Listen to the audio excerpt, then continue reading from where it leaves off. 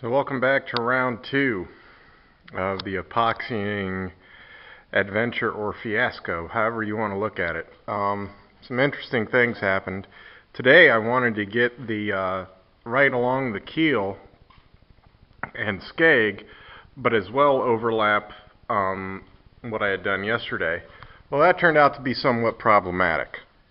The reason is because while trying to leave that wet seam along this, it kind of the sides along the stuff that I did yesterday started to curl a little bit, so I had to cut that off because it just wouldn't lay flat again.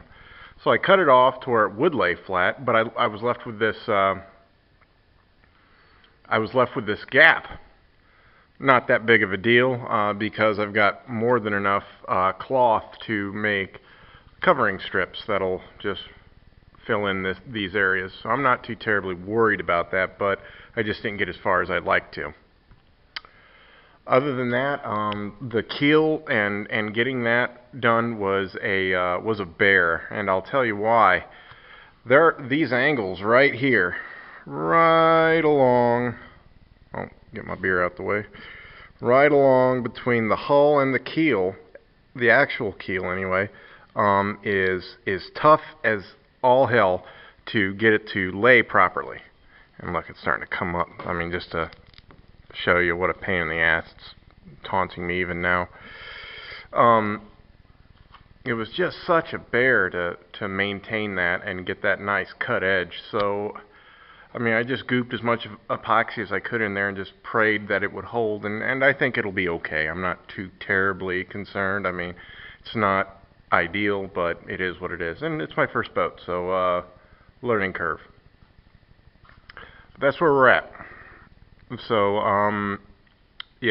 tomorrow doesn't look good for doing any of this stuff because tomorrow evening I have to go to Joplin for 2 days for makeup drill, so I'll be gone and won't be able to do this, which sucks. Trust me, I would much rather do this than go to drill.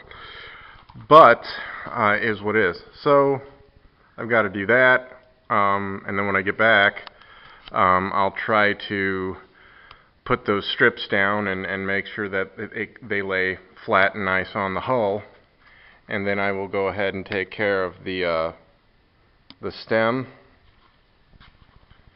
and the transom back here, because I got the outer transom, the outer side of the fuel lockers, but I didn't get the inside area where the actual motor is going to go. So I need to get that. So I'll take care of that, like I said, when I get back.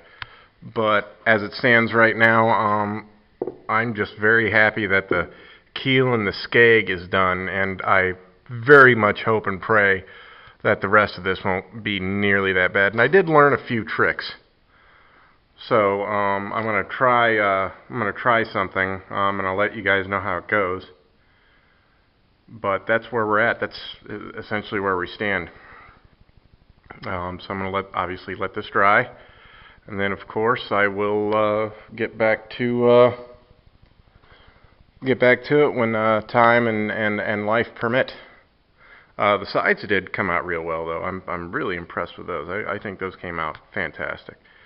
So it's just buttoning up these little parts of the hull, and we'll be ready for paint.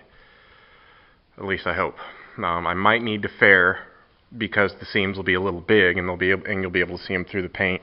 So I might fair those anyway, or I might just leave them because they will be underwater for the most part and not visible. And at this point, I'm just kind of tired fighting with it. But that's where we're at. Like I said, for the last time now, and I hope you guys enjoyed it and learned something. If anything, learn from my mistakes. That way, if you guys do this in the future. Alright. So, until next time.